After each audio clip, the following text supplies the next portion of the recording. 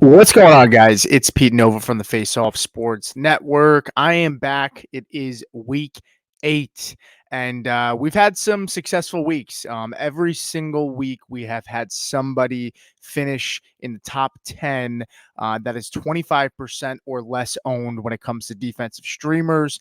I'm not going to go over all of them, but last week we had the Commanders who finished second on the week, and we're just 3% rostered when we made that video last week. If you own Denver from a couple weeks ago, we told them they were a good stash. They showed out for fantasy this week as well, and they have another really good matchup. We're going to give you 3 defenses to target this week that are actually 25% owned or less.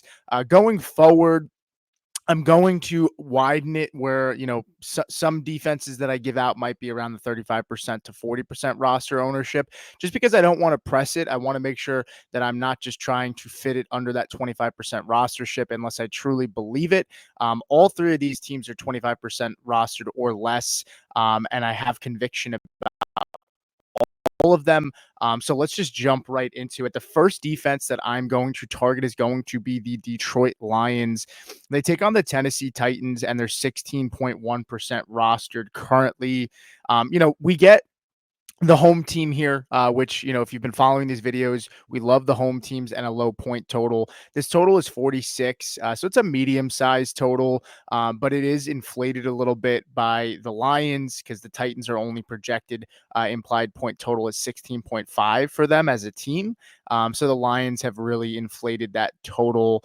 But let's dig a little bit deeper into this. When taking a look at the offensive EPAs, the Titans are 10th worst in EPA over the last 3 weeks, which is what this graph is showing from week 5 to week 7, and 5th worst on the season overall.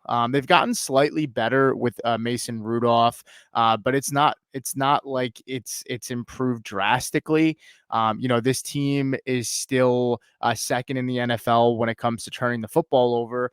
And, this Titans offense is a mess. Their identity, they want to run the football. And one thing about the Lions that you're going to see here is that their identity on defense has been strong run defense. They're 9th in EPA in terms of defense this season. And taking a look at the Lions here, you'll see them on the right side of the graph. But, Lions are second in EPA over the last 3 weeks, which is extremely impressive. They just took on the Vikings, and there was a decent amount of turnovers in that game, very high scoring up and down. But this Lions team, they get a nice get right game, and they've been getting right. I mean, like I said, second in defensive EPA over the last 3 weeks. The Titans' identity is to run the football. Lions' run defense is strong and stout. So I expect them to force this Titans team to throw the football. Lions have a good offense.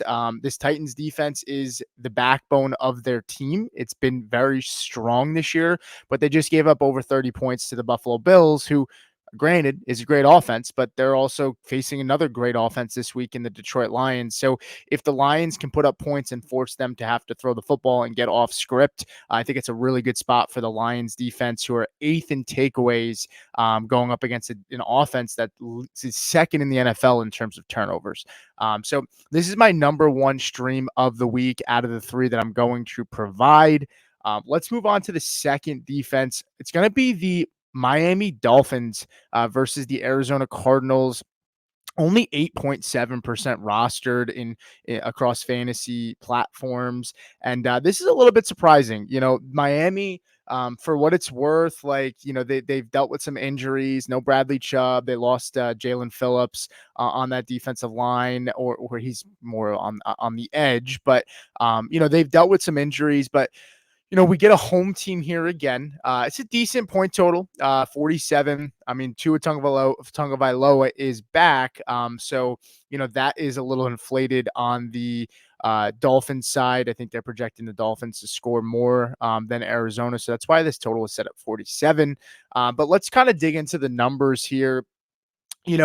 Miami is fourth in defensive EPA over the last 3 weeks, and their defense has gotten a lot better. And to their credit, like I didn't think a ton of Miami's defense in the beginning of the year, but they've really turned things around. And Arizona is in the bottom half of the league right now in touchdowns scored this year.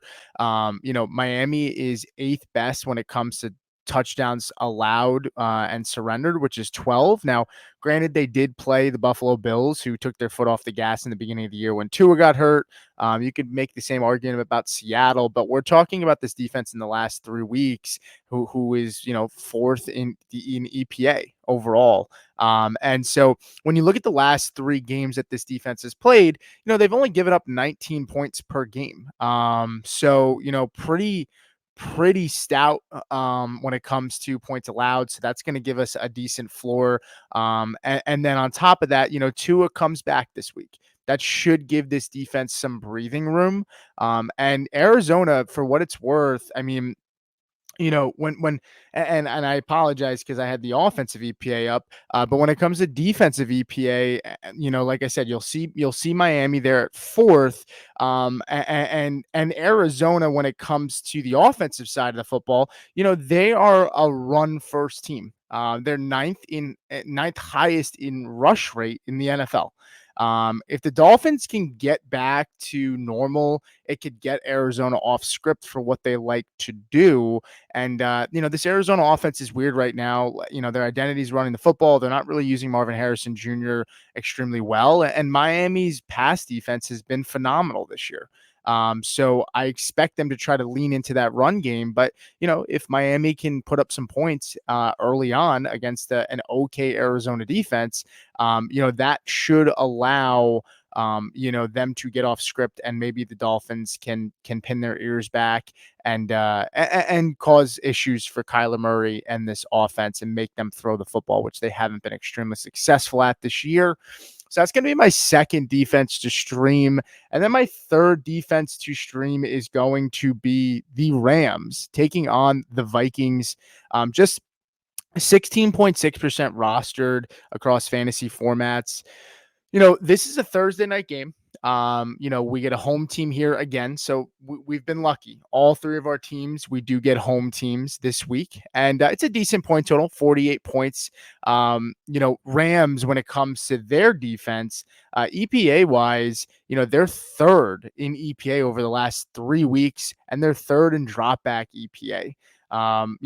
This Vikings team is coming off of an emotional loss, and they have a quick turnaround on Thursday night on the road, and a high scoring game with a lot of emotions where they lost to the Detroit Lions. And then, they had to turn around quickly, go on Thursday night, travel and play a game where, this Rams defense is playing a lot better.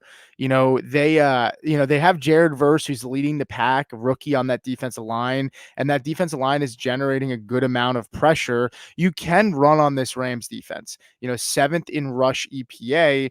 And, with Aaron Jones back, that should help. I expect the Vikings to lean on that run game a little bit more than usual. But the only way I see this Vikings team having success is if they run the football, because, from a standpoint of the Vikings offense, over the last, over the last 3 weeks, they're 22nd in offensive EPA and 22nd in dropback EPA. So they're facing a defense who's third in dropback EPA in the last 3 weeks, and they're 22nd over the last 3 weeks in dropback EPA as an offense. So that kind of lines up well with what the Rams do. We'll see how this plays out, because, if the Vikings can run the football, that should cause some issues, possibly for the Rams defense, but their defense is getting better. And, Cooper Kupp coming back should help the Rams offense. And maybe they can get out to a decent start. But, the only other thing I want to mention about this game is, like I said, the Rams defense line is generating a ton of pressure. Jared Verse is leading the pack. They're fifth in pressure rate.